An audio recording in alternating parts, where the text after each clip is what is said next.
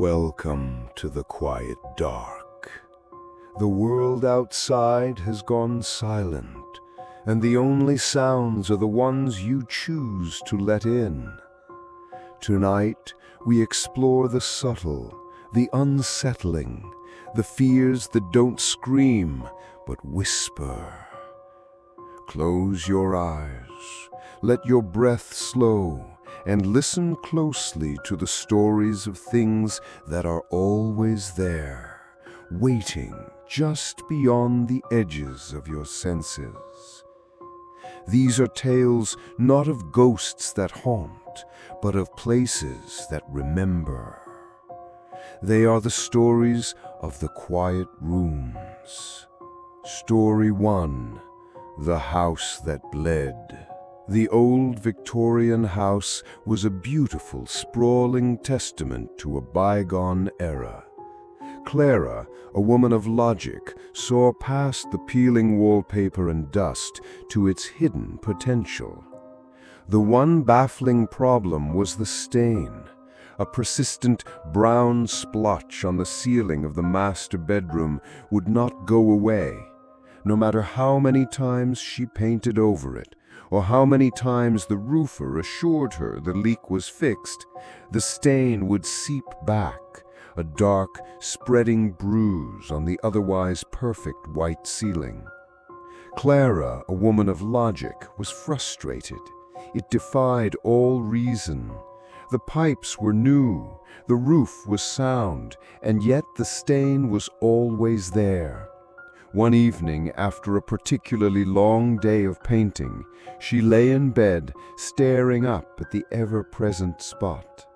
The house was utterly silent, save for the rhythmic drip, drip, drip of something she couldn't place. She sat up, her heart pounding. The sound wasn't coming from a pipe. It was coming from the ceiling, directly from the center of the stain. She put her ear to the ceiling and heard a faint, guttural gurgle, as if the house itself were trying to clear its throat. The next morning, the stain had grown. It was now so dark it looked like dried blood. A faint, coppery smell hung in the air. She called the contractor again, desperate. When he arrived, he was mystified. "There's no leak, ma'am, no water damage at all." Clara's voice trembled as she pointed at the ceiling. "Then what is that?" He just shook his head. "Some houses just don't want to be forgotten." That night she heard the sound again, the drip, drip, drip. But this time it was followed by a faint, wet slap against the floor. She snapped on her lamp. The stain had spread, and on the floor, directly below it, was a single crimson drop. It wasn't water, it was blood. The silence settles back in, but now it feels different, doesn't it? It feels heavy. There's something in this stillness that you can't just paint over, something that wants to be seen. You can feel it, can't you? It's the way a house holds its secrets, not in its shadows, but in its very walls. Now let's move on to the next room. Story 2: The Narrowing Hallway. Marcus was a man who prized personal space. He lived in a small, neat apartment on the 3rd floor of an old building. The only thing he disliked was the long, narrow hallway that connected his bedroom to the living room. It was already tight, with just enough room for a single person to walk comfortably. But he recently started to feel a strange, disquieting sensation. The hallway felt tighter. He'd brush his shoulder against the wall, or his knee would scrape against the opposite side, something that never happened before. He tried to dismiss it, blaming his own awkwardness, but the feeling persisted. He'd stand at one end of the hallway, a sense of crushing pressure building in his chest. It felt like the walls were leaning in, slowly, inexorably. One night, he walked from his bedroom to the living room, and the air was thick, suffocating. He had to turn sideways to squeeze through. His palms were sweating, and he could feel the rough texture of the wall against both his hands. He reached the living room, gasping for air, and looked back. The hallway looked normal, but in his mind's eye, he could see the space as a narrow, twisting canyon. He decided to measure the hallway. The first time, it was 3 feet wide. The next day, it was 2.9 feet. He measured again, a tremor in his hand, and got 2.8 feet. A frantic desperation began to set in. The walls were closing in, a slow, silent squeeze. He couldn't sleep, terrified that he would wake up trapped in his own home. He called a friend, but they just laughed, suggesting he was stressed. He knew better. The hallway was not a hallway. It was a slow, deliberate trap. That night, he found a note on his pillow, scrawled in a shaky, childlike hand. "Welcome home."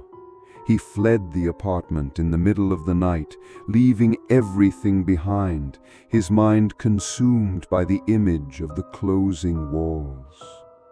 Breathe deeply. Feel the space around you. Feel the vastness of the darkness. There's nothing close, nothing to push against you. But what if there was? What if the places you trust the most were not static, but living, breathing things? Now let your mind drift. Let's explore the next room, where the things you own begin to take on a life of their own.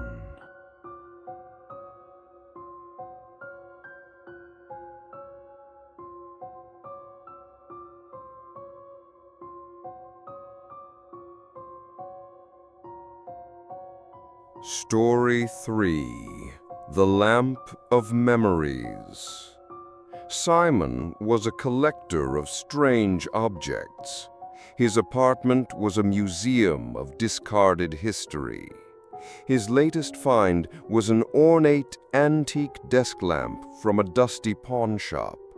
The lamp had a beautiful, cracked porcelain base and a shade of darkened silk. The owner warned him it was broken. Never worked, not a single time. Simon, a skilled electrician, took it home as a project. He spent hours rewiring it, but it remained dark. No matter what he did, the bulb would not light up. He was about to give up when he noticed a faint, oily residue on the base. He polished it with a cloth, and as he did, the lamp flickered to life. The light was weak, a sickly yellow glow. He was delighted, but the light was not just illuminating the room, it was illuminating memories. As he sat at his desk, the light would shift, casting strange, moving shadows on the walls. He'd see a fleeting silhouette of a woman in a long dress. He'd see the shape of a child's toy. The light wasn't just physical, it was temporal. It was showing him glimpses of the lamp's past. The visions became more frequent, more vivid. He'd see a couple arguing, their ghostly voices barely a whisper. He'd see a family gathered for a meal, their silent laughter echoing in the light. He grew addicted to the glimpses of history, spending every night with the lamp. But then the memories turned. He started to see violent, disturbing moments. A man's hand raised in anger, a child's face twisted in fear. The light would flicker faster, and the memories would flash by, a horrifying collage of pain and sorrow. One night, the light cast a shadow on the wall, and it was the clear, horrifying silhouette of a man holding a knife. The shadow was so real, so clear that Simon screamed and threw the lamp on the floor, shattering it. The light went out, and the silence returned. But the shadows on the wall remained. They were gone the next morning, but Simon knew they were still there. The memories weren't gone. They were just waiting for a new light to reveal them. The shadows on the wall, they are just that, shadows, a trick of the light. But what if they weren't? What if they were echoes of what was? Your body is a vessel, your mind a screen. Close your eyes, don't fight the images, let them play. There is no one to see you now, there is nothing to hide from. Story 4. The Man in the Mirror. Ethan was a painter, and his apartment was his studio. He had a large, ornate mirror on the wall that he used to study composition and light. He loved to paint self-portraits, and he spent hours in front of the mirror, capturing every detail of his own face. But lately, he'd started to notice something strange. His reflection was subtly out of sync with him. He would smile, and the reflection's smile would be a fraction of a second late. He would scratch his nose, and the reflection would scratch its nose a moment later. It was a minuscule lag, almost imperceptible, but it was there. He tried to ignore it, but the delay grew. Soon the reflection was a full second behind. Then 2. He would raise his hand, and his reflection's hand would rise a full 5 seconds later. Ethan's mind started to unravel. He began to fear his own reflection. He couldn't look at it without a cold wave of dread washing over him.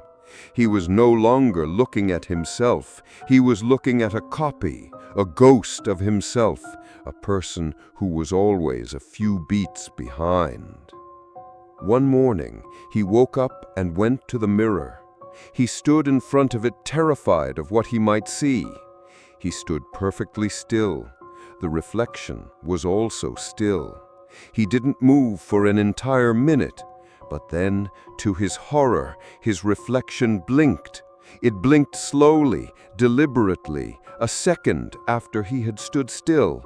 He looked at his own face and then at the reflection. It was now looking at him, its eyes wide and fearful, as if it were trapped.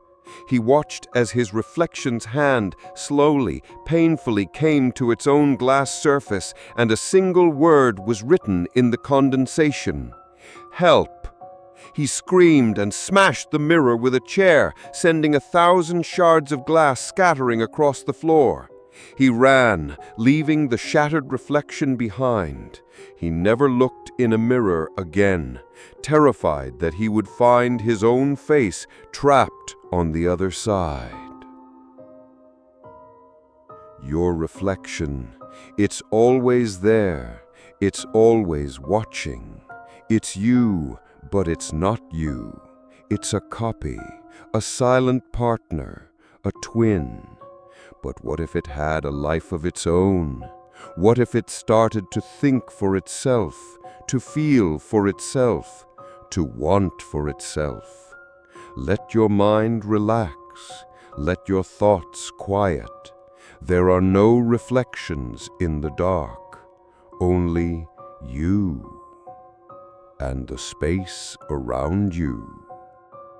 Story 5. My Imaginary Friend. Leo was a serious, solitary man who had no memory of a childhood imaginary friend.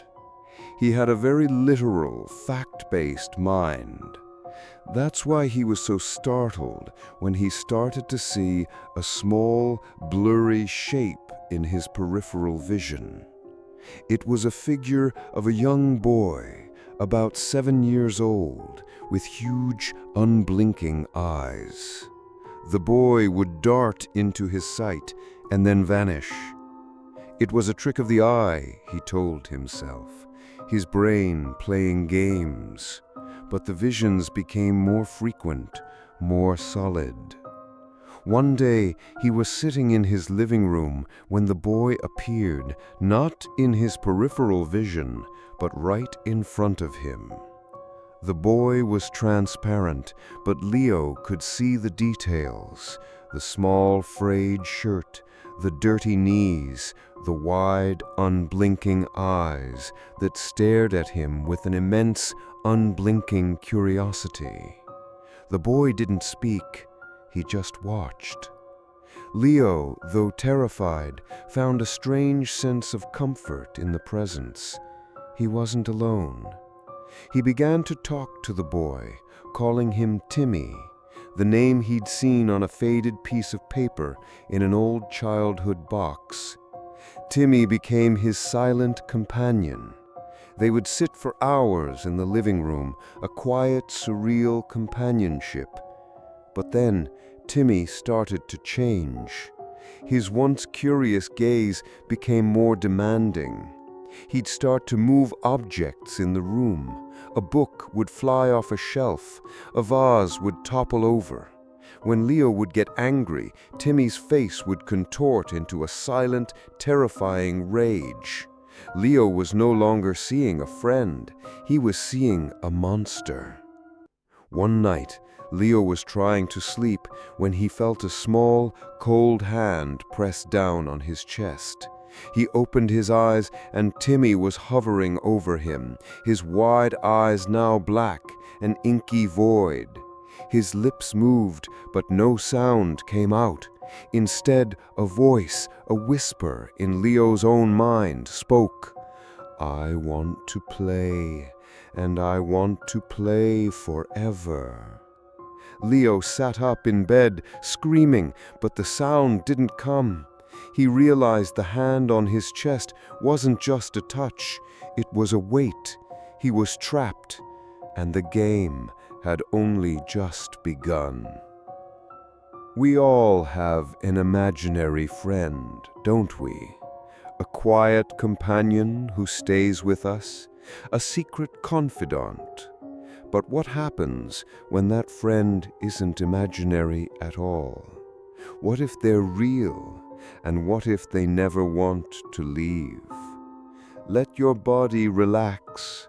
Let the weight on your chest feel like a warm, familiar blanket. It's only a friend, nothing to be afraid of. Story 6. The Man Who Waited. Sarah lived in a quiet suburban neighborhood. She was a single mother, and she valued her privacy and security. She was therefore unnerved when she noticed a man standing on the sidewalk across the street from her house. He was just standing there, motionless, for hours. He was an old man, with a long coat and a fedora pulled low over his eyes. He didn't look at her house or at her, just stared blankly at the ground. She was unnerved, but she was a rational person. He was just an old man, probably waiting for the bus or just taking a walk. But he was always there. When she left for work, he was there. When she came home, he was there. Sometimes she would wake up in the middle of the night and look out her window, and there he was, a silent, still figure under the streetlight. He never moved. He never looked at her. He was a silent, ominous sentinel. She called the police, but they couldn't do anything. He wasn't doing anything illegal. Sarah's anxiety grew into a consuming dread. Her life was dominated by this man. She couldn't leave the house without checking to see if he was there. She couldn't sleep without knowing he was outside. She began to see his face in her dreams, a blank, emotionless mask. One evening, after a particularly long day, she was standing by her window, looking at him. He was there, as always, but then she noticed something different. A small, almost imperceptible detail. A thin silver chain was wrapped around his ankle, a long looping tether that disappeared into the ground. A flash of horrifying realization hit her. He wasn't waiting for something. He was tied to that spot. He was a prisoner, and he was not the one she should be afraid of. She looked up at her own house, and a single chilling thought raced through her mind. What was she standing on? We all are waiting for something. A bus, a friend, a new day. But what if we're not waiting at all? What if we are the ones who are being watched? What if we are the ones who are trapped, and we just don't know it yet? Let yourself drift. The world is a quiet place, and the shadows are just shadows. Nothing to be afraid of. Just a silent observer. Story 7. The Forgotten Scent. David, a retired baker, lived in a small apartment that he kept pristine. He loved the smell of his home, the faint scent of cinnamon and old books. But lately, a new smell had started to appear. It was a faint, musty odor, like wet earth and rotting leaves. He would smell it in his living room, then his kitchen. It was always fleeting, appearing for a moment and then vanishing. He dismissed it as a draft from the window or a forgotten piece of old food, but the smell persisted. It became stronger, more defined. It was no longer musty, it was a distinct, sickening aroma of decay. He started searching his apartment, frantic. He looked under furniture, behind appliances, in every crevice and corner, but he couldn't find the source. He bought air fresheners, but the smell would only grow stronger, as if in protest. The smell began to follow him.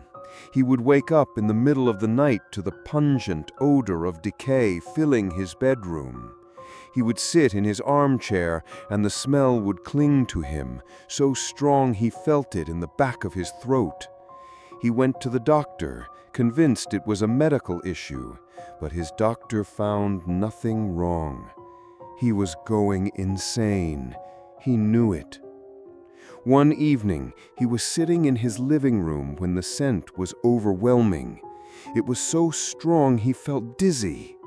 He looked down and he saw a small, dark stain spreading across the floorboards. It was the source. He went down on his hands and knees and he saw, to his horror, a small, intricate pattern of tiny black mold blooming from the center of the stain. The mold was a microscopic tapestry, and it was growing into a single, defined word: gone. The smell vanished, replaced by the clean scent of his home, but the word remained. He looked at the moldy word and realized that the smell hadn't been a warning, it had been a greeting. The smell was of something that had been buried in the walls for a long, long time, and now it was finally back. The world is full of smells, the scent of rain, of fresh coffee, of a forgotten memory. But what if a scent was not a memory, but a presence? What if it was a sign of something that had never truly left?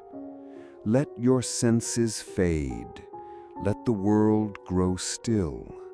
There's nothing to smell, nothing to hear, just you. Story 8. The Sound in the Wall. Emily had just moved into a new apartment, and she loved the peaceful quiet. But after a week, she started to hear a sound. It was a faint, almost inaudible scratching from the walls of her bedroom. It sounded like the scurrying of a mouse, and she called an exterminator. He found nothing, but the scratching continued. It was so faint, so subtle, that she thought she was imagining it. But as the days went by, the scratching became more defined. It was no longer a frantic scurrying. It was a slow, deliberate sound. A long, drawn-out scrape, a faint tapping, a hesitant drag. It was methodical, rhythmic, and it was driving her mad. She put her ear to the wall and heard the sounds with chilling clarity. It sounded like something was moving in the walls, but it wasn't scurrying. It sounded like a hand dragging a fingernail along a rough surface, like a foot shuffling slowly. She went to the landlord, who just laughed. "It's an old building," he said. "The pipes make noises." But Emily knew it wasn't the pipes. The sounds weren't random, they were deliberate. She started to map them out, taking notes on the time and the type of sound. She realized that the sounds were forming a pattern. It was a slow, tortuous progress, moving from the north wall to the west wall, then to the south wall, and then to the east wall. It was a slow, painful crawl. One night she lay in bed, and the sounds had stopped. The silence was more terrifying than the scratching. Then a new sound, a single, clear tap, came from the wall directly behind her headbed. The sound was not a tap. It was a knock. A slow, deliberate, single knock. She froze, a scream caught in her throat. The sound repeated, knock, knock, knock. It was coming from inside the wall, right behind her. It wasn't scratching. It was trying to get out. There are no sounds in the dark, only your breath, only the slow, steady rhythm of your own heart. But what if there was another sound? A sound from a place you can't see, a sound that is trying to get out. Close your eyes. Don't listen for it. Just don't. Story 9. The Final Word. He sat alone in his empty apartment. All his things were gone, packed away. He was leaving. He just wanted to get one last night of sleep, to say goodbye to the place. He lay in bed listening to the silence, but then he heard a sound from the living room. It was a whisper. He couldn't make out the words. He sat up, and the whisper grew louder. It was coming from the empty air, from the walls themselves. He got out of bed and walked to the living room. The whisper was all around him. He felt a chilling presence, a cold touch on his arm. A single word was whispered in his ear, so clear and so real that it was not a whisper. It was a truth. You're not leaving. The outro. The world outside is now completely silent. The stories are over, but their echoes linger in the dark. The things that whisper in the stillness, that move in the shadows, are a part of us. They are a reflection of our own quiet fears, the fear of a song that won't end, a memory that won't fade, or a loneliness that never leaves. Let the silence be a comfort. Let the darkness be a blanket, and know that in the stillness you are finally, completely and utterly not alone.